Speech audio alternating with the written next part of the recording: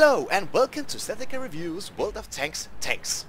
Today we are going to be bringing it down another tier from the Hellcat and take a look at the first proper British moving bunker, the AT-2.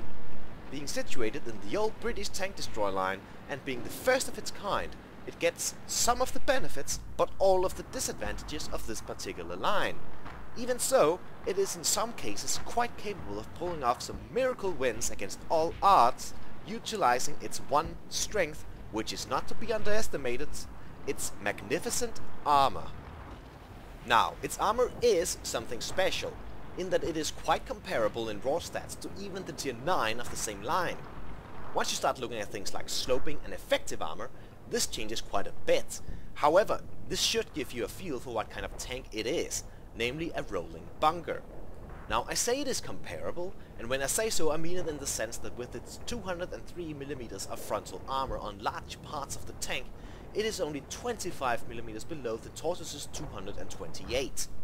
And with its 101 side armor, it is a rather hefty sum of 50mm below the Tortoise's 152. And both have a measly 101 on their rear, however on the AT-2 a large part of it is only 51mm.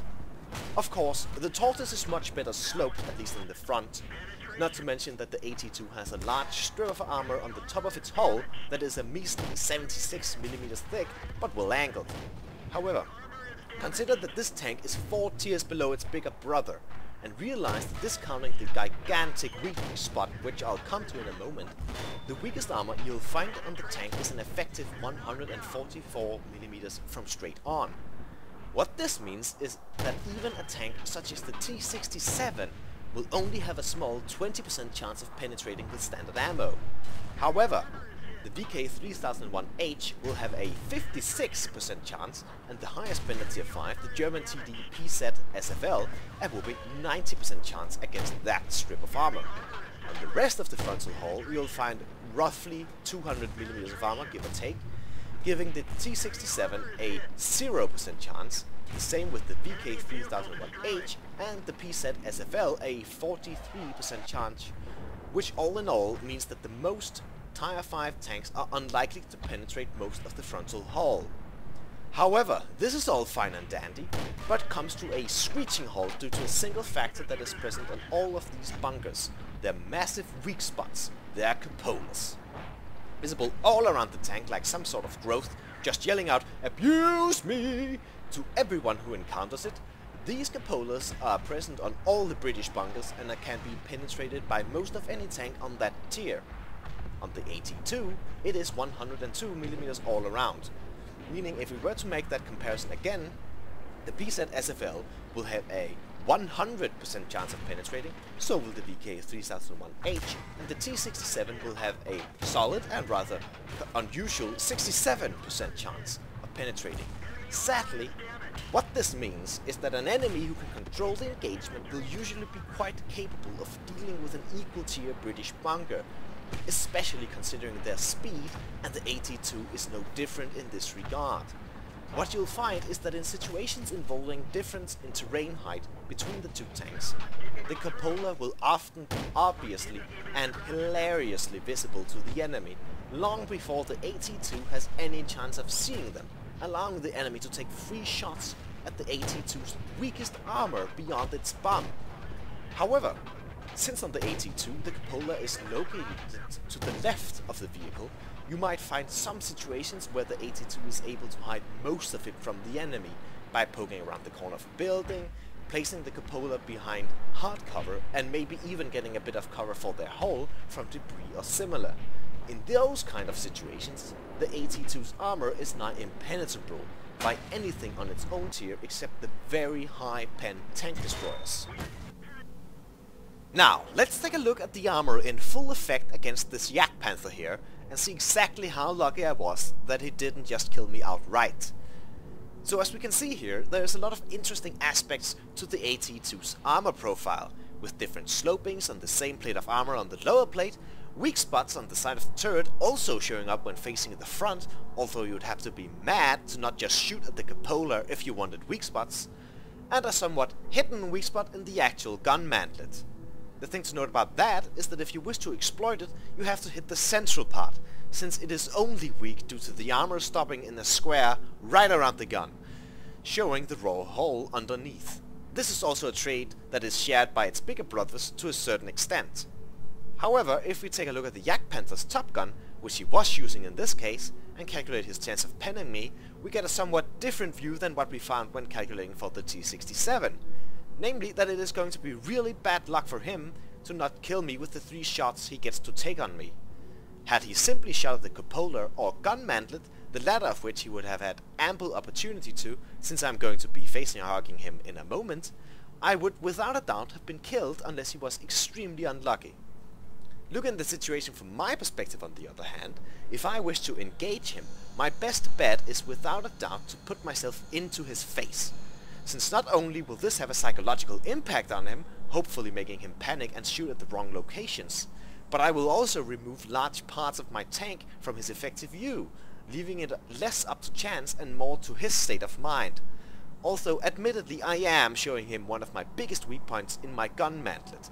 However, this is not something that is that commonly known, and so I'm counting on either him not knowing it or being too frazzled to make that thought. So let's see how this plays out.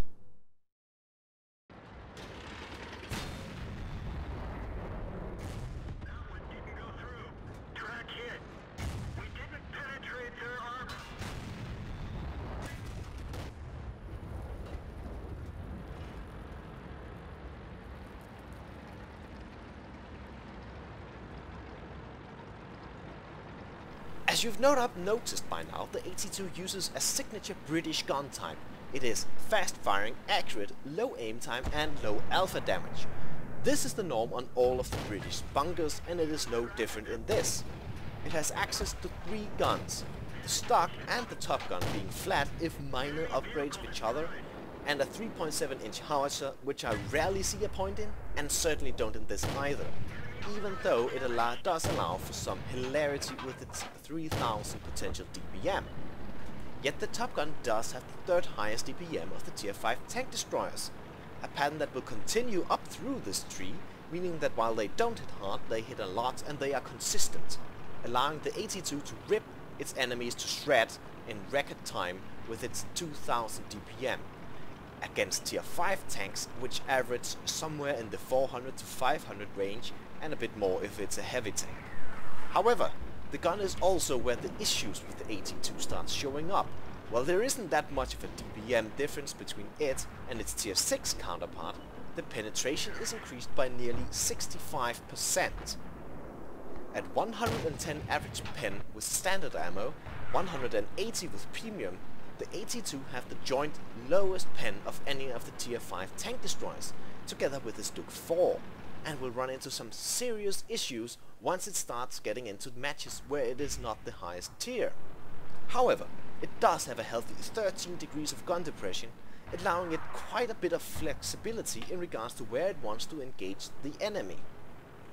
Sadly, the issues against higher tier tanks are only exacerbated when looking at the speed and maneuverability of it.